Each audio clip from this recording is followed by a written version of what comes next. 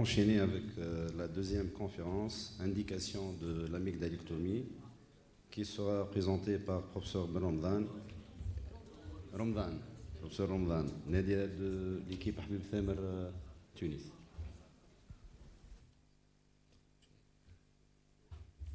Donc bonjour tout le monde.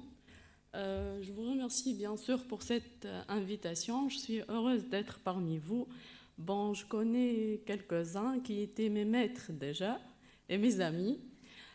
Donc on va voir un peu, c'est pas que les indications, on va parler un peu de l'amygdalectomie. Ça passe de l'indication à la prise en charge post-opératoire.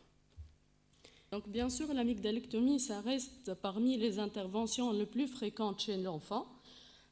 Par définition, c'est l'exérèse des amygdales palatines. Elle est souvent associée à une adénoïdectomie. Ça se fait chez nous et dans la plupart des cas sous anesthésie générale. Elle se fait souvent et le plus souvent en ambulatoire, mais bien sûr, ça reste quelques cas qui nécessitent une hospitalisation et on va voir ultérieurement. Heureusement, la mortalité, elle est de plus en plus moindre, mais ça reste non négligeable malgré tous les progrès techniques et de l'anesthésie actuelle. Les amygdales palatines, en fait, c'est quoi? C'est des parties de l'anneau lymphoïde de Waldeyer. Elles ont un rôle de défense. Pourquoi? Parce que ça produit des anticorps spécifiques grâce au contact avec les bactéries oropharyngées. Et ça va donner donc une réaction de défense. Donc, par définition, l'hypertrophie amygdalienne isolée n'est jamais une manifestation pathologique, sauf des cas particuliers. Pourquoi? Parce que ça donne finalement une réaction normale d'un organisme, d'un petit enfant qui envoie de maturation immunitaire. Ce que nous remarquons actuellement, en fait, que le recours à cette intervention, il est en recul notable. En creusant un peu dans la littérature, on remarque que finalement, même en France, ces indications ont régressé de moitié, aussi à l'Amérique, en Grande-Bretagne, même chez nous en Tunisie. Et pourquoi? Parce que de plus en plus, les indications sont bien précises. Il y a actuellement des consensus qui sont très clairs, que ce soit en Europe ou en Amérique. Et chez nous, finalement, en 2022, on a réalisé à peu près 500 amygdalectomies. La première question, lorsqu'on est confronté à une indication ou à une probable indication d'amygdalectomie, c'est à quel âge on va faire cette amygdalectomie. C'est une question qu'on se pose les parents, nous, ORL, les pédiatres, les anesthésistes. Finalement, c'est une question qui reste une question ou un sujet de controverse parce que même en Europe ou en Amérique, il n'y a pas de consensus particulier concernant l'âge d'amygdalectomie. Mais finalement, ce qu'on recommande, parce que on recommande l'âge 3 à 4 ans. Pourquoi? Parce qu'on favorise le rôle immunitaire de ces amygdales palatines et on dit que finalement, c'est une période d'adaptation. Peut-être que l'enfant, en grandissant, on ne va pas avoir recours à l'amygdalectomie. Avant cet âge, les indications particulières, c'est essentiellement les urgences un peu relatives, c'est le syndrome d'apnée de sommeil, qui reste une urgence assez fréquente en Tunisie en tout cas, et ça nous amène à faire l'amygdalectomie à un âge plus précoce. Notre pratique courante, c'est aux alentours de 3 ans, sauf les quelques cas d'urgence. Donc, quelles sont les indications les plus fréquentes d'amygdalectomie? Essentiellement, c'est l'hypertrophie amygdalienne symptomatique, c'est les infections. Et la troisième indication particulière, c'est la tuméfaction amygdalienne unilatérale. Et on va voir quand on va indiquer l'amygdalectomie dans ce cas. En parlant d'hypertrophie amygdalienne symptomatique, on doit tout d'abord définir c'est quoi cette hypertrophie amygdalienne. Il y a la classification de Brodsky qui définit finalement en 4 stades. Le premier stade, c'est des amygdales qui occupent moins d'un quart de l'oropharynx. Le deuxième type, c'est où les amygdales occupent à peu près la moitié. Et le troisième cas, c'est à peu près le 2 tiers. Et le quatrième cas, on peut avoir même des amygdales totalement obstructives. L'hypertrophie amygdalienne, elle est définie à partir de stades 3 et 4. Et qu'est-ce qu'elle peut engendrer? La première chose qu'elle peut engendrer, c'est les troubles justement respiratoires du sommeil. Finalement, ça donne le 2/3 des indications de amygdalectomie. Souvent, c'est des enfants de moins de 5 ans. On a dit pourquoi? Parce que c'est une urgence, donc on peut même indiquer à un âge précoce. Ça donne du renflement simple en allant vers le syndrome d'apnée obstructive du sommeil. Et avant tout, le diagnostic passe par un interrogatoire minutieux des parents, bien sûr. On cherche quoi? On cherche les éléments justement associés à un risque plus élevé du SAS, c'est-à-dire une prématurité, des antécédents familiaux pareils de syndrome obstructif du sommeil, une comorbidité qui peut aggraver la symptomatologie respiratoire et qui va aussi prévoir une préparation particulière pré- et post-opératoire, c'est-à-dire on cherchera des malformations crânio-faciales ou des voies aéro-supérieures, des maladies neurologiques ou neuromusculaires, des maladies métaboliques, et on va voir après en détail. Le diagnostic du SAS, justement, chez l'enfant, c'est un diagnostic clinique essentiellement. Ça passe par des signes nocturnes ou diurnes évocateurs des troubles respiratoires, c'est-à-dire des pauses respiratoires pendant le sommeil. D'ailleurs, parfois, les parents nous amènent même des vidéos de leurs enfants lorsqu'ils sont en sommeil pour nous dire que c'est une urgence.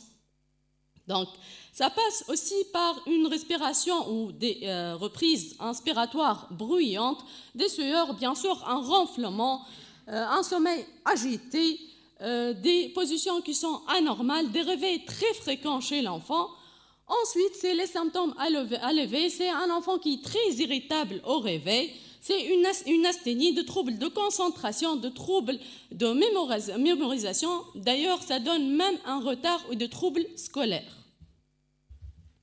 Bien sûr, associé à ces signes nocturnes et diurnes, on va chercher aussi, comme on a dit, l'hypertrophie amygdalienne, que ce soit le stade 3 ou 4, ou parfois on a même des stades de Brodsky, c'est-à-dire des amygdales qui sont légèrement hypertrophiées, mais par contre on a un enfant qui a un pharynx très étroit, et donc ça peut induire ou aggraver un syndrome de sommeil obstructif.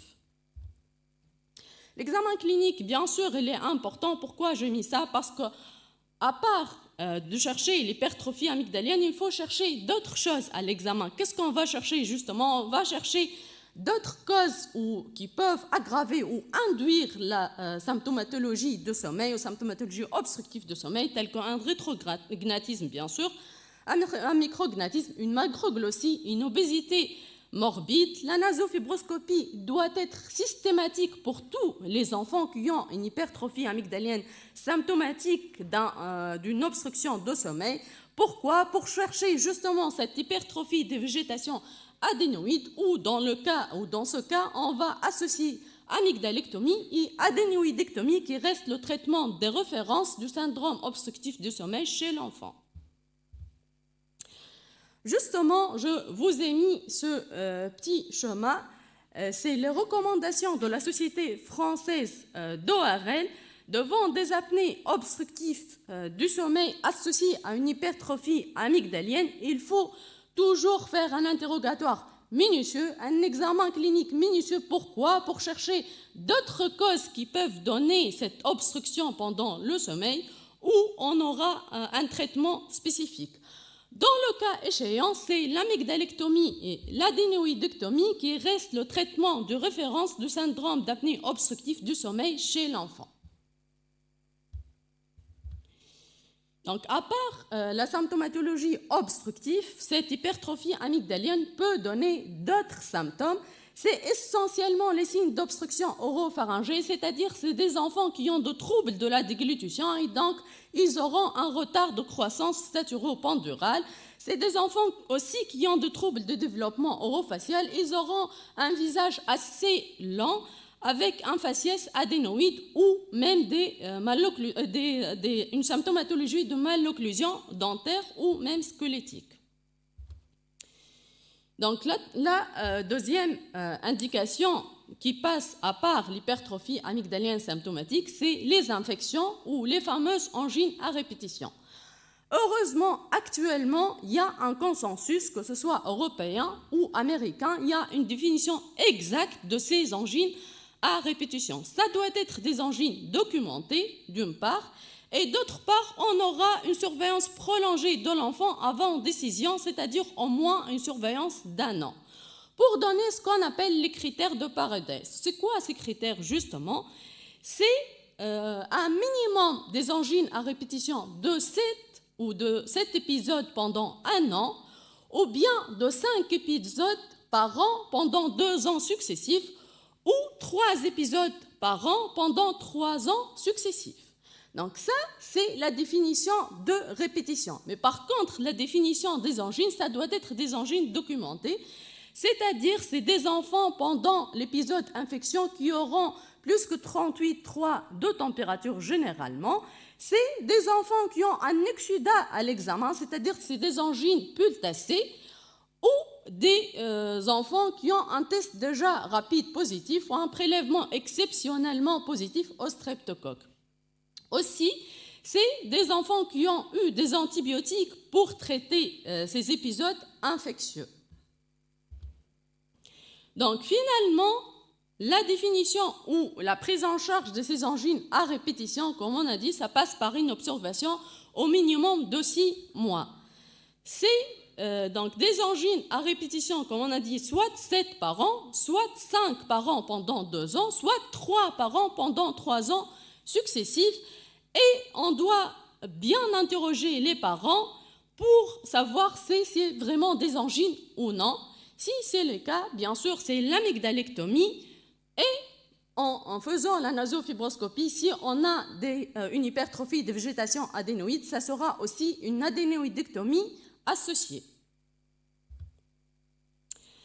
Concernant aussi les infections, il y a d'autres indications à part les angines à répétition. C'est essentiellement la fièvre périodique ou le syndrome de Marshall.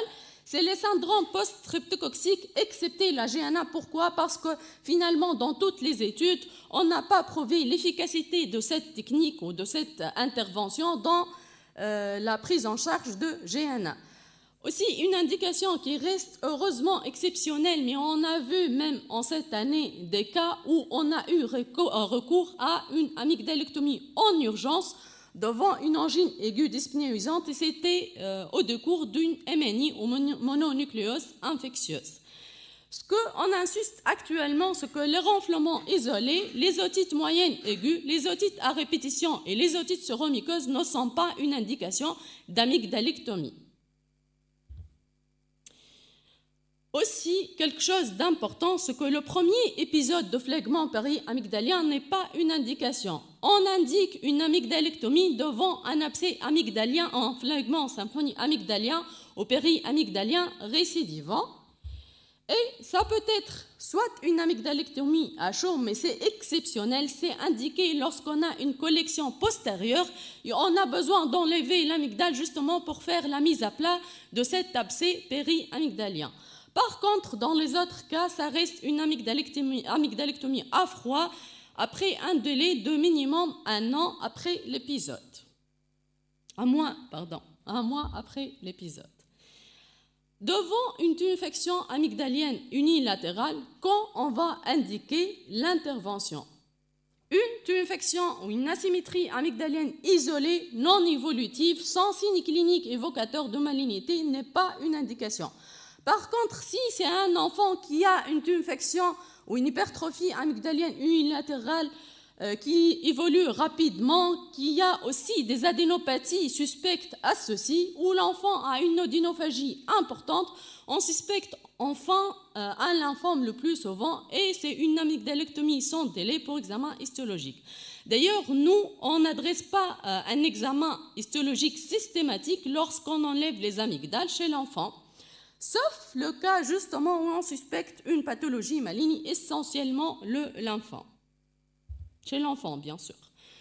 Donc, on a indiqué cette amygdalectomie, que ce soit pour des angines ou pour des infections, que ce soit pour un SAS, que ce soit pour une suspicion de lymphome. Qu'est-ce qu'on va demander comme un bilan préopératoire? Est-ce que le bilan, justement, biologique d'hémostase est systématique ou non? Et parce que nous recommandons actuellement, ou les recommandations internationales, que l'évaluation de risque hémorragique, ça passe toujours par un interrogatoire minutieux, c'est en recherchant les antécédents personnels et familiaux en faveur d'une anomalie de l'hémostase, c'est-à-dire c'est des enfants qui ont des gingivorragies fréquentes au brossage, c'est des enfants qui ont des épistaxis récurrentes et qui nécessitent un tamponnement, c'est-à-dire c'est des épistaxis qui ne cèdent pas par un petit lavage, par un petit mochage, donc on suspecte une anomalie d'hémostase.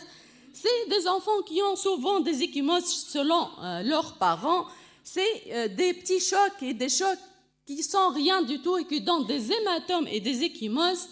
Aussi, c'est une transfusion ou un bilan sanguin qui a donné suite à une hémorragie importante. Tout ça, bien sûr, associé aussi à une recherche des anomalies d'hémostase dans la famille. Tout ça, ça va nous orienter vers un enfant qui a un risque hémorragique plus important. L'examen clinique, bien sûr, on cherchera des ecchymoses qui sont anormales, que ce soit par leur nombre, leur taille. On recherchera des pétéchies, des hématomes, des signes évocateurs peut-être d'un processus tumoral, d'une atteinte hépatique associée à un ictère, d'un hépatosplénomégalie. Le tout, ça va nous orienter vers un trouble de l'hémostase à l'examen. Donc, la découverte justement de l'un de ces signes, que ce soit à l'interrogatoire ou à l'examen clinique, ça va nous faire considérer cet enfant comme étant un risque hémorragique et ça va nous obliger ou nous orienter à faire le bilan d'hémostase biologique. Donc, en faisant un petit récap, si la recherche clinique est positive ou si c'est une évaluation non fiable, c'est essentiellement les enfants de moins de 3 ans, le bilan d'hémostase biologique, il est indiqué. Par contre, si c'est un grand enfant de plus que 3 ans, l'interrogatoire ainsi que l'examen clinique était normal, n'a pas dépisté de risque hémorragique, on peut ne pas faire une étude biologique systématique d'hémostase. Eh bien, en pratique, je ne vous cache pas que nous, en tout cas, je parle de notre expérience, on fait un bilan biologique d'hémostase systématique comportant un TPA, une NFS, une TCA et un groupe sanguin. Pourquoi? Parce que finalement, honnêtement, peut-être que l'interrogatoire n'était pas assez minutieux, l'examen clinique n'était pas assez minutieux, donc on a toujours peur puisque l'amygdalectomie, ça reste quand même une intervention qui est très saignante, assez saignante, donc le bilan d'hémostase pour nous, il se fait de manière systématique. Autre chose, on recommande dans notre pratique, c'est quelque chose de pratique, on recommande que l'amygdalectomie doit se faire avec une hémoglobine qui est supérieure à 10. Aussi, si on a une contre-indication ou un enfant qui a un trouble d'hémostase, on recommande toujours de corriger ce trouble d'hémostase avant l'amygdalectomie pour pallier ou pour éviter les risques post-opératoires qui peuvent même mettre en jeu le pronostic vital. À part l'évaluation de risque hémorragique, on doit toujours évaluer les risques respiratoires. Pourquoi? C'est vrai que généralement, ce sont les anesthésistes qui font ça, mais honnêtement, même nous, à la consultation, on évalue peut-être le risque respiratoire plus que le risque hémorragique, puisque le risque hémorragique, c'est le bilan d'hémostase peut-être qui va pallier à ça. Mais le risque respiratoire, pourquoi? Parce qu'on doit préparer ou prévoir une préparation pré-, et post-opératoire. Même parfois, on doit indiquer une place en réa post-opératoire, surtout chez les enfants qui ont un syndrome d'apnée obstructive de sommeil.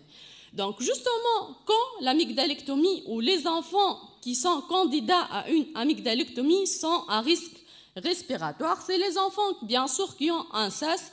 Chez les petits enfants où on a indiqué l'amygdalectomie avant l'âge de 3 ans, et on revient aussi au SAS, et aussi, c'est les enfants qui ont des malformations crânio-faciales, des malformations de voie aérodigestive supérieure. C'est les enfants aussi qui ont une pathologie respiratoire, même un asthme qui est mal équilibré. Donc, c'est aussi des enfants qui ont une maladie neuromusculaire ou qui prennent un traitement qui donne justement une hypotrophie ou une hypotonie. C'est les enfants qui ont suivi pour une maladie métabolique, une obésité aussi morbide, et c'est les enfants qui ont eu récemment une maladie respiratoire, même une infection, même une angine. Parce que parfois, comme on a dit, ça reste une urgence relative où on n'attend pas vraiment les délais. Comme on a dit, c'est le cas de suspicion de lymphome, par exemple. On ne peut pas attendre quand même longtemps avant de faire l'amygdalectomie. Ou dans les cas de SAS. Donc, dans ces cas-là, il y a une préparation particulière. Essentiellement, c'est la prémédication par le salbutamol inhalé 20 minutes ou 30 minutes avant d'aller au bloc. Quelle technique actuellement on fait? Eh bien, j'ai débuté par la technique quand on ne le fait plus. D'ailleurs, j'étais résidente. Quand j'ai assisté, en fait, ça fait longtemps que ce n'est plus indiqué, mais quand même, j'ai assisté à l'amygdalectomie par Sluder. Et je vous dis malheureusement que c'était un acte très barbare. Je ne sais pas comment on faisait ça. Et je n'ai jamais appris par le Sluder. Même quand on faisait par le Sluder, je n'ai pas pu faire ça parce que finalement, c'est un acte qui était très barbare, honnêtement. C'est vrai que c'est un acte qui est très rapide, où on n'a pas recours à une anesthésie longue, mais ça reste un acte très barbare où aussi, le plus important, que les voies respiratoires ne sont pas protégées. Et c'était la cause, justement, de ne plus faire cette intervention parce qu'on a eu des décès, même en Tunisie, en faisant cette technique. C'était des petits enfants qui ont eu un accident d'inhalation. Je me souviens très bien de cet accident quand j'étais résidente deuxième année. C'était un enfant de 4 ans où on a fait l'amygdalectomie par Sluder. Il a eu donc une inhalation et malheureusement, c'était le décès en post-opératoire. Donc, on ne fait plus ça. Par contre, ce qu'on fait en Tunisie, en tout cas le plus souvent, c'est l'amygdalectomie par Sluder, c'est l'amygdalectomie par dissection chirurgicale. Bien sûr, ça se fait sous anesthésie générale. C'est un enfant qui est intubé. C'est une intubation orotrachéale généralement. Et ça passe par, comme vous voyez par les photos, par une préhension de l'amygdale, une incision, une dissection. Et bien sûr, en fin d'intervention, on doit toujours faire une hémostase minutieuse et s'assurer qu'on a eu une bonne hémostase.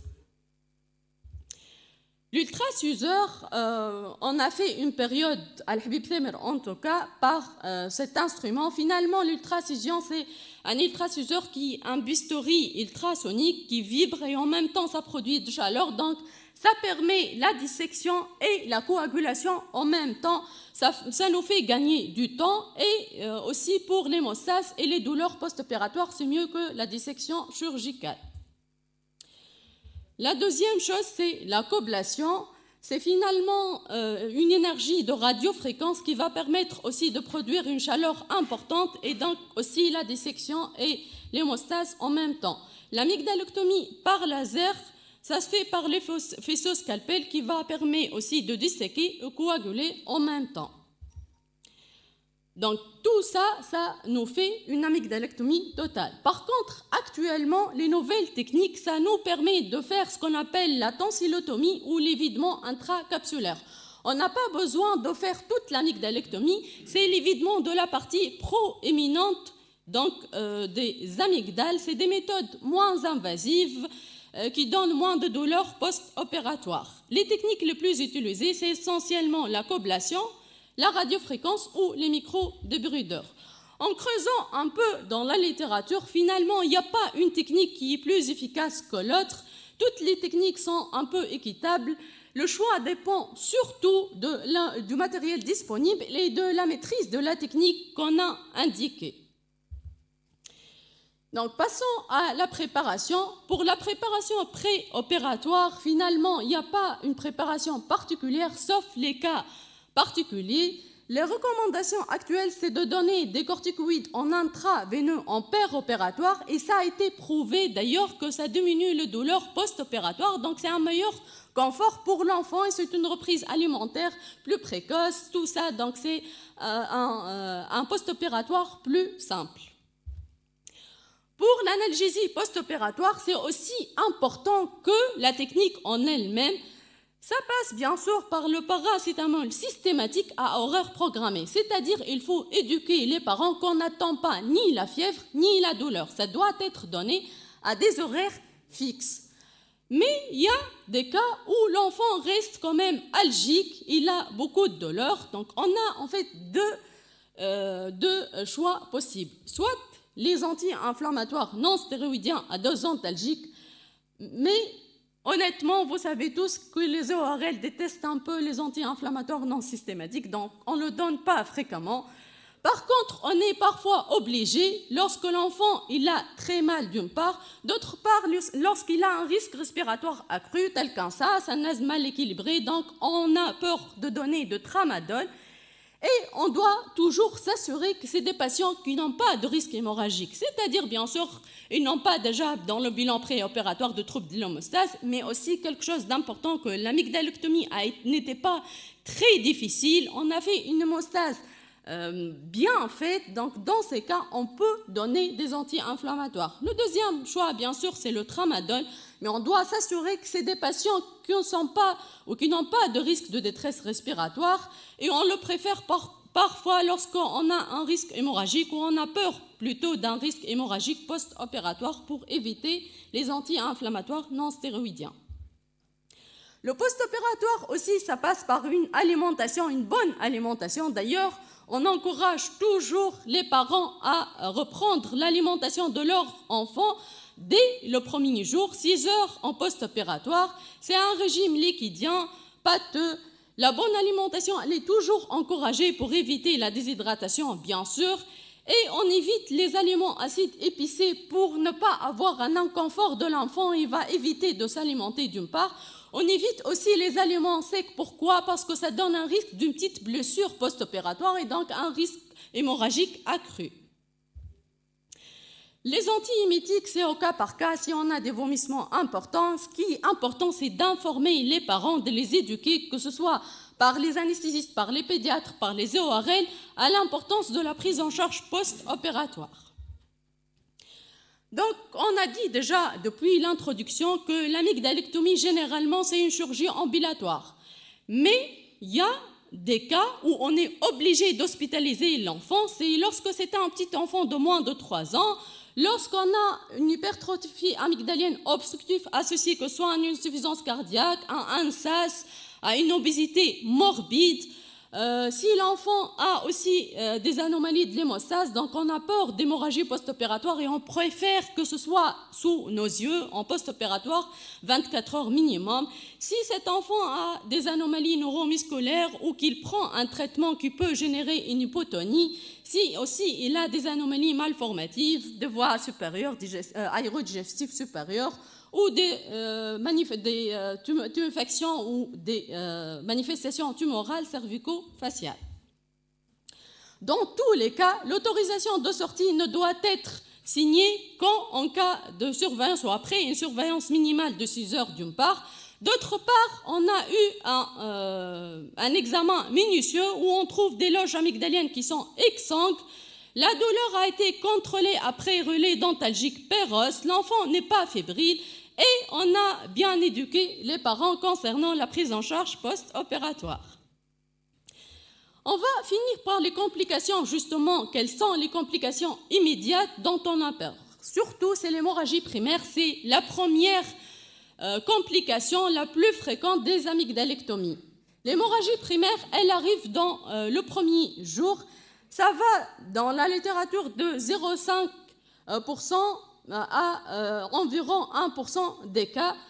Le problème, c'est que généralement, on a un problème d'évaluation de cet accident parce que généralement, les enfants déglutissent ce sang. Donc, généralement, on ne découvre pas ça très précocement. Donc, quelques autres accidents, mais qui restent rares, c'est le traumatisme dentaire, c'est les luxations des dents, soit lors de l'intubation ou lors de la mise de l'ouvre-bouche. C'est des plaies velléropharyngées qui restent rares. C'est essentiellement dû soit à une mauvaise technique, soit à des amygdales qui sont une amygdalectomie qui était très difficile. C'est des amygdales qui sont enchatonnnées. C'est les cas où on peut avoir des plaies velléopharyngées, mais heureusement, ça reste rare.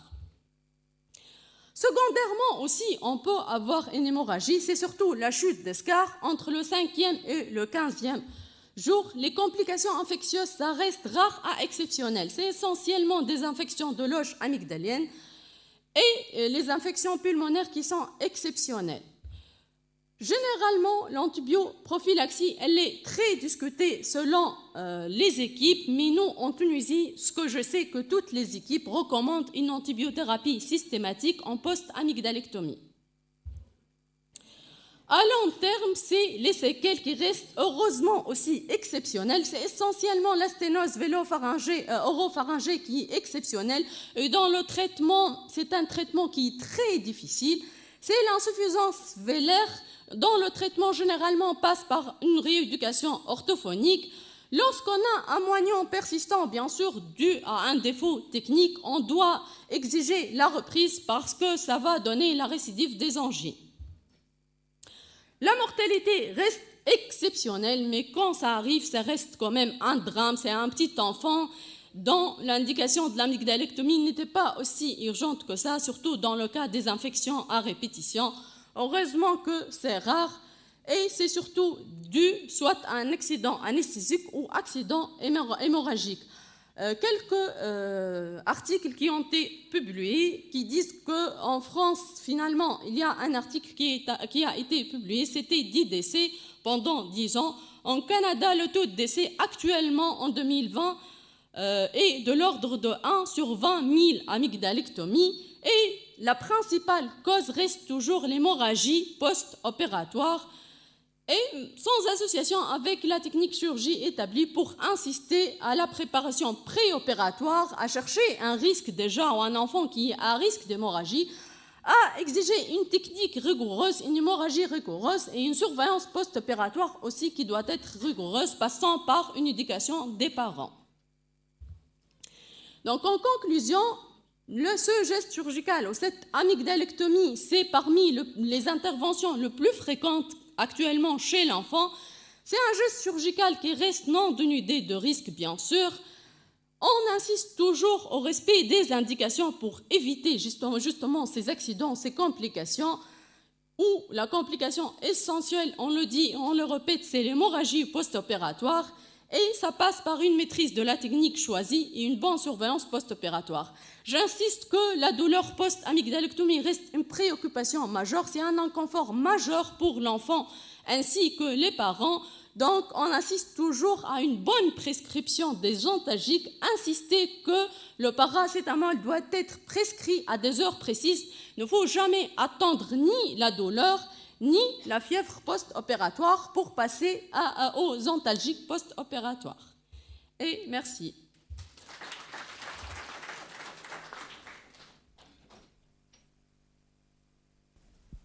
Merci.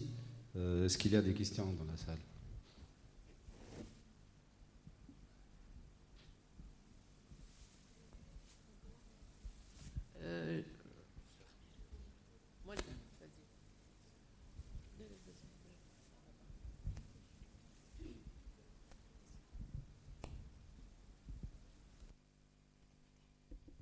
Bonjour, donc juste un petit commentaire pour l'indication de l'amygdalectomie. Autant on est tout à fait d'accord pour l'indication au cours des apnées du sommeil, pour des amygdales jointives qui peuvent avoir des répercussions sur la croissance, sur l'atteinte cardiaque, etc.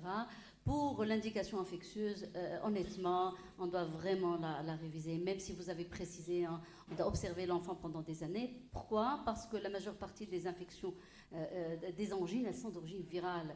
Pourquoi faire courir quand même des risques, même s'ils sont hypothétiques ? Ils ne sont pas hypothétiques quand même. Il y a même des cas de décès. Pourquoi priver un enfant d'un organe d'immunité ? Parce que pour traiter en fait l'angoisse des parents. Donc là, je pense qu'il faudra beaucoup plus rassurer les parents.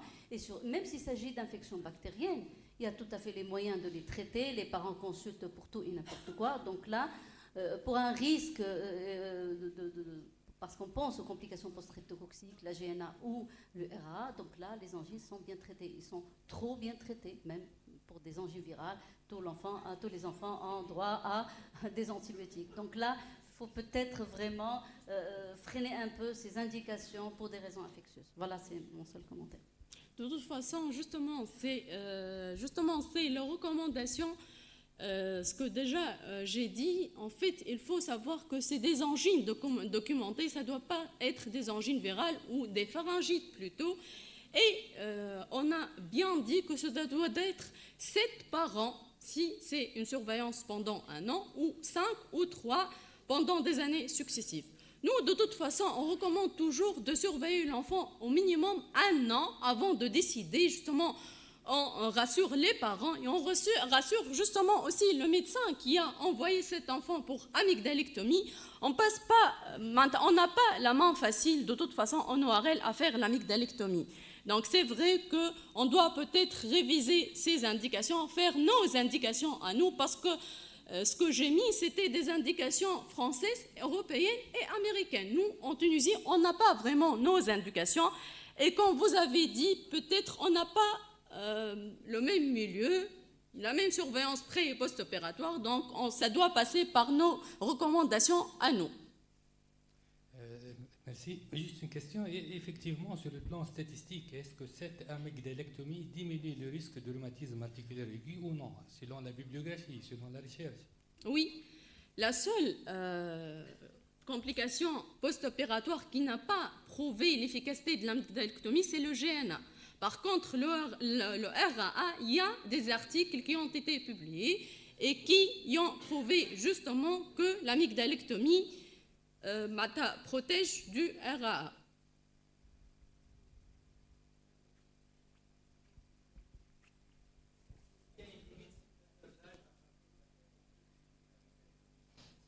Non, il y a une limite inférieure, mais la supérieure, non. D'ailleurs, on pratique une amygdalectomie même chez l'adulte.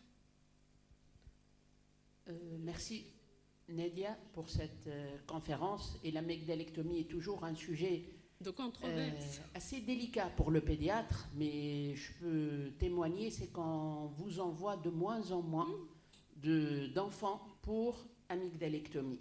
Parce que, 1, les angines sont mieux traitées. 2, on essaye quand même, en tant que pédiatre, de préserver cet organe barrière pour l'enfant. Alors, ma question pour toi, c'est dans votre pratique à l'hôpital Habib Thamel, et si vous avez une idée, s'il y a eu un travail interservice entre les services d'ORL de la Tunisie, quelles sont à peu près les indications, les principales indications d'amygdalectomie en Tunisie? Merci. Il n'y a pas vraiment des travaux qui ont été faits, mais je veux parler de notre pratique à l'hôpital Habib Thamel de toute façon. Nous, on indique essentiellement l'amygdalectomie devant le SAS. On a trop peur de SAS, comme vous d'ailleurs. Donc même à l'âge de 2 ans, 2 ans et demi, en fait, pourquoi 2 ans et 2 ans et demi? Parce qu'on a un problème technique quand même pour l'ouvre-bouche, les instruments qu'on a. On n'a pas des instruments qui sont assez petits peut-être pour les enfants, c'est pour ça qu'il y a une limite d'âge. Mais nous, on a toujours peur du SAS, donc ça reste l'indication principale où on n'a pas vraiment une limite d'âge inférieure. Par contre, pour les infections à répétition, la consultation, ça se fait et ça se répète. Donc, on insiste de rassurer les parents, même si parfois c'est les résidents qui indiquent vraiment précocement ou de faire l'amygdalectomie, mais heureusement, en tout cas, ça passe toujours par un senior après. Donc, on freine ces indications, c'est les angines à répétition, et ça doit être des angines. Et là, personnellement, ce qu'on recommande aux parents, de mettre un petit carnet et de noter, voilà, honnêtement, de noter les angines.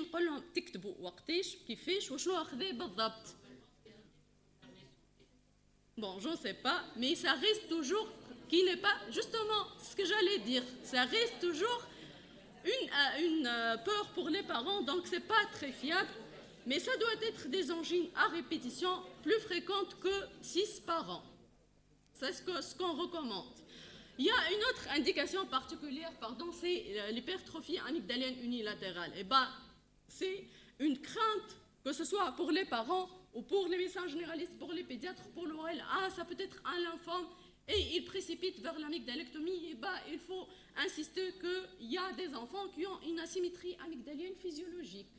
Donc, la symétrie ou l'hypertrophie amygdalienne unilatérale n'est pas synonyme de l'enfant ou de pathologie maligne. Il faut chercher que c'est une augmentation rapide, que c'est des enfants qui ont une altération d'état général mental, le tout cadre avec peut-être une pathologie maligne. Dans ce cas, bien sûr, on le fait sans délai pour avoir une prise en charge adéquate.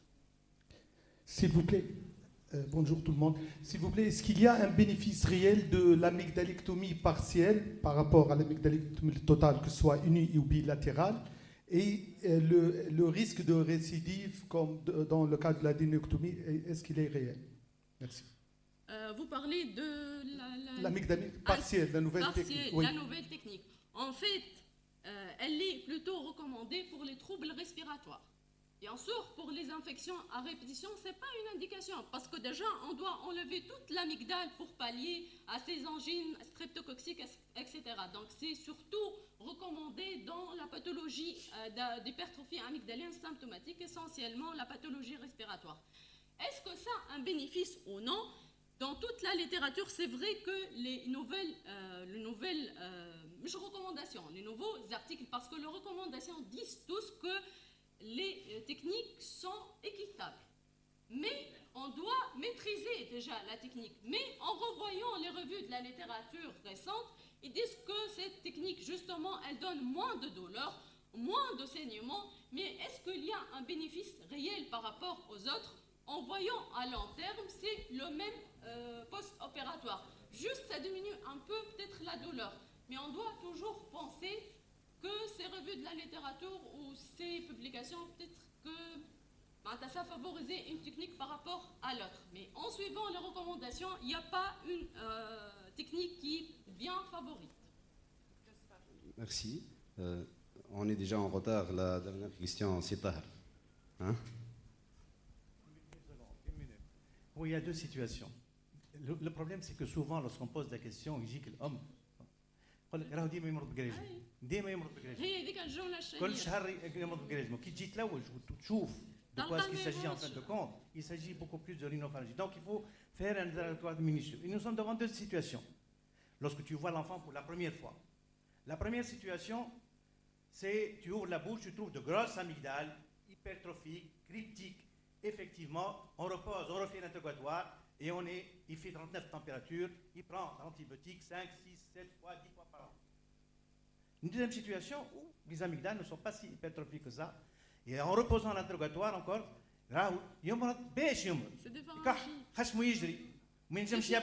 donc c'est des situations différentes. Et la khiqa, ce n'est pas l'ORL, effectivement, l'indication. En fait de compte, vous n'avez pas cette chance de voir l'enfant.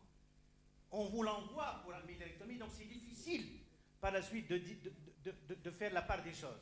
Je dis, c'est au pédiatre ou au médecin de première ligne qui doit envoyer l'enfant une fois il est sûr qu'il doit nécessiter une amygdalectomie. Et souvent, effectivement, comme tu l'as très bien dit,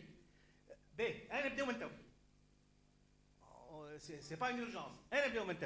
Il faudrait qu'on voit l'enfant à chaque épisode et à ce moment-là, la décision doit être prise.